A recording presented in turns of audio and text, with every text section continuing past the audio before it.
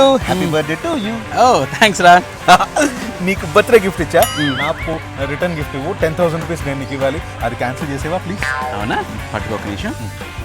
Please rewind start.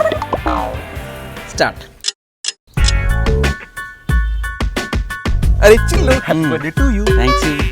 నీకు gift ఇచ్చా కదా, నాకు రిటర్న్ గిఫ్ట్ ఇవ్వ. నేను నీకు 10,000 రూపీస్ ఇవ్వాలి. Freeze unfreeze. నేను నీకు 10,000 రూపీస్ ఇవ్వాలి. Freeze unfreeze. నేను నీకు 10,000 రూపీస్ ఇవ్వాలి. Freeze unfreeze. నేను నీకు 10,000 రూపీస్ ఇవ్వాలి. అది తర్వాత ఇస్తానే. నాకు ఎందుకు నొప్పి పుడుతుంది? బాయ్. Happy birthday.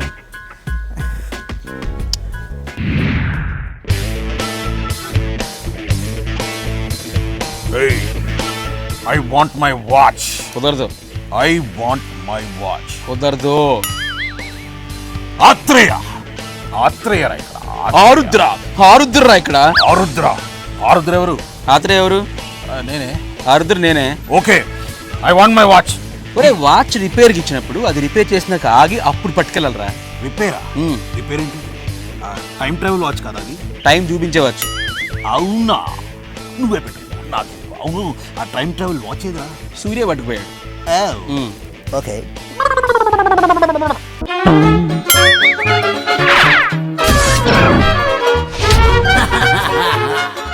చిల్పుల్ రివ్యూకి స్వాగతం.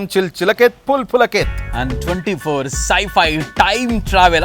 ఎక్సైటింగ్ అనిపించింది ఫిలిం చూసినప్పుడు మాకు.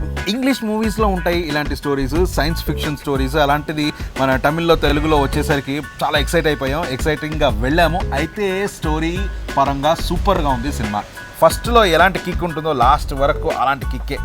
మస్త్ సినిమా, మస్త్ స్టోరీ. ఇక పర్ఫార్మెన్స్ వస్తే సూర్య అబ్బాబా 1 కాదు 2 కాదు 3 యాక్టర్స్.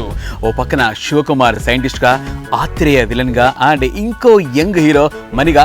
ఏ మాటకమాట ఫుల్ వేరియేషన్. ఏమంటారు, 1 మ్యాన్ షో అంటారే, అలా చేశాడు. సూర్య ఫ్యాన్స్కి అయితే ఇది బాగా నచ్చేస్తుందబ్బా. సమంత ఉందండి సినిమాలో. పాపా ఎంత క్యూట్గా ఉంది అసలు.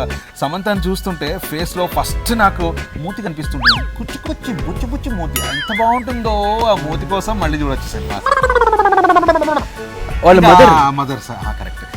శరణ్య ఆవిడ చేశారండి పర్ఫార్మెన్స్. ఎంత సిన్సియారిటీ ఉంటుందంటే, ఒక ఎక్స్ప్రెషన్ పెడితే మధ్యలో 2-3 సార్లు ఆవిడ కంట తడి పెట్టే రేంజ్లో చేశారు. Super action. అండ్ మిగతా క్యారెక్టర్స్ కూడా పర్ఫెక్ట్.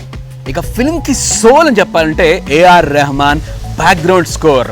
అంటే మ్యూజిక్ పరంగా అంటే మరీ రెహమాన్ రేంజ్ మ్యూజిక్ ఇవ్వలేదు, బట్ ఓకే మ్యూజిక్ ఉంది. కానీ బ్యాక్గ్రౌండ్ స్కోర్ మాత్రం ఫిల్మ్కి సోలు. అది ఫిల్మ్ని నెక్స్ట్ లెవెల్ తీసుకెళ్ళిపోయింది. కాదు ఎక్కువ మెలడీస్ ఉండడం వల్ల మాసి కొంచెం ఇది అనిపించచ్చు, కానీ బట్ స్టిల్ రెహమాన్ రాక్డ్. అంటే రెహమాన్ గురించి అది చెప్పనా? ఏం అవసరం లేదు, వద్దు. అంటే బయటకు వస్తుంటే బాగాలేదు మ్యూజిక్, రెహమానే -పాయింట్ సినిమా కన్నా. వాడు సినిమా చూస్తున్నాడు, మ్యూజిక్ వినలేవాడు. నెక్స్ట్ పాయింట్, నాకు నచ్చినప్పుడు అందరికి నచ్చదు ఏంటండి రెహమాన్ మ్యూజిక్? డైరెక్షన్ గురించి చెప్పు. డైరెక్షన్ సూపర్ అండి. అసలు సినిమాలో ఇలాంటి కాన్సెప్ట్ని డీల్ చేయాలంటే మన తెలుగు వాళ్ళకి, ఇండియన్స్కి అంత ఎక్స్పీరియన్స్ లేదు, ఒప్పుకుంటారు కదా. హాలీవుడ్ వాళ్ళు ఇలాంటి కాన్సెప్ట్స్ బాగా తీశారు. అయితే తెలుగు వాళ్ళకి ఎక్స్పీరియన్స్ లేనితనం డెఫినెట్లీ సినిమాలో కనపడుతుంది. ఎందుకంటే అక్కడక్కడ ల్యాగ్స్ ఉన్నాయి సినిమాలో. బట్ మంచి బడ్జెట్, సూపర్ స్టోరీ, ఖతర్నాక్ యాక్టర్స్ని పెట్టి మంచి అవుట్పుట్ తీసుకొచ్చారు డైరెక్టర్ గారు. అండ్ సినిమా చాలా ఇంట్రెస్టింగ్గా నడుస్తుంది ఫస్ట్ లాస్ట్. మధ్యలో ల్యాగ్స్ని వదిలేస్తే ఎలా లాగున్నది, చివరిలో ఆ సూపర్బ్ క్లైమాక్స్ వల్ల మనకి మంచి హ్యాపీ ఫీల్ బయటకు వస్తాం.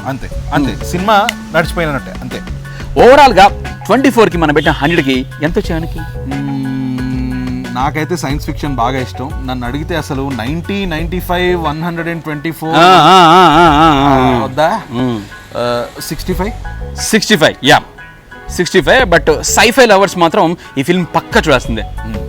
Very well made. నాకు ఆ ఫిల్మ్ చూసాక నాకు కూడా టైం ట్రావెల్ చేస్తే కనుక ఒకసారి కొంచెం బ్యాక్ వెళ్ళిపోయి, పాస్ట్కి వెళ్ళిపోయి, ఎక్కడికి వెళ్తా, సమంత చిన్నప్పటికి వెళ్ళిపోయి అప్పటి నుంచి లేనే పెడతా అనిపించింది. చిన్నప్పటి నుంచి నేను ఫ్యూచర్లోకి వెళ్ళి మీ ఇద్దరి మధ్య పుల్ల పెట్టి నేను పెళ్లి చేసుకుంటాను.